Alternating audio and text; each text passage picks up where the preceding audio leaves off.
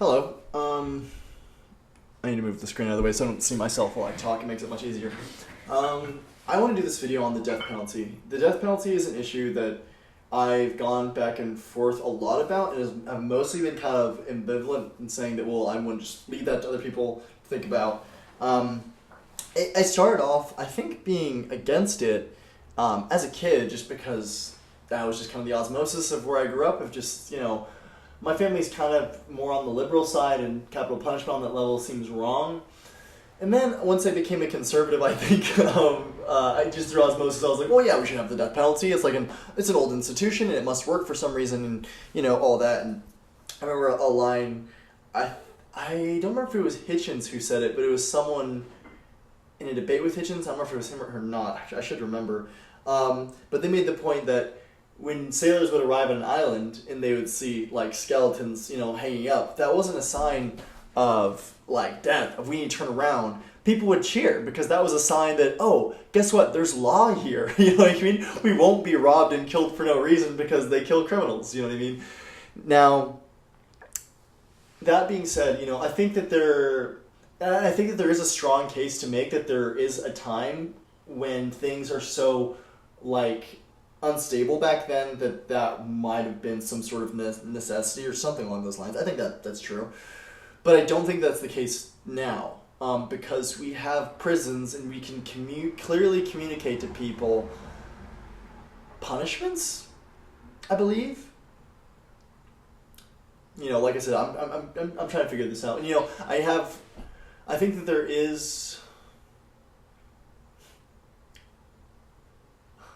there is something deeply, I think, emotionally satisfying to people that it feels like justice, that there are some level of crimes that need to be dealt with in that way.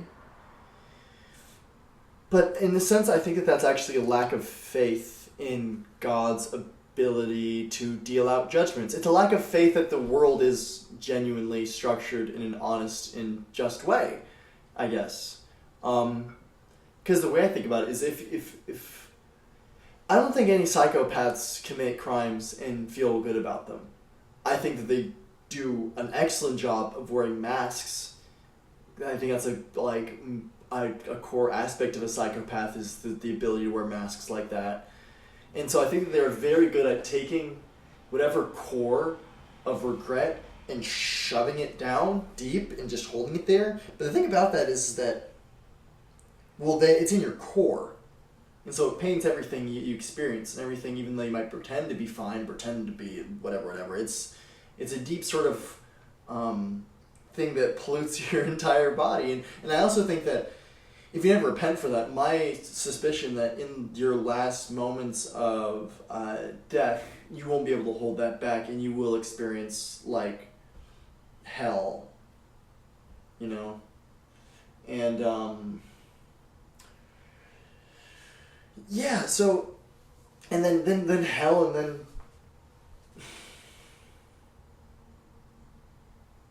I don't want to make an argument. I don't want to talk about I'm not going to talk about an afterlife right now or anything like that, because that's kind of ridiculous for me to talk about. You know what I mean? But I do believe, I do believe in eternity. I do believe that after your story's made, it is what it is. That's your spirit. And it always exists there. And I don't think that you're fundamentally made of the material. You're made out of something like a perspective or an outlook or a pattern of being, something along those lines. I think that's what your actual essence is. And that doesn't actually have a specific time or place. There are things that I just can't make sense of.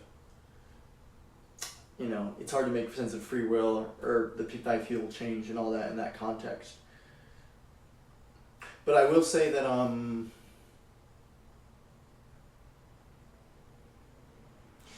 really need to focus on saying things that are solid here. Well, if someone does go to prison and, either they are in suffering. I honestly think that living in that condition actually is suffering. I mean, serial killers are deeply suicidal in a way, obviously, and so they're either going to be existing in that hell, or in the 1% possibility that they actually do repent, then that is a good, and we actually have to accept that as being good people. So, yeah, the death penalty is unnecessary, and it's a lack of faith. Do people deserve the death penalty? I don't know, That's not for me to decide, that's all for God.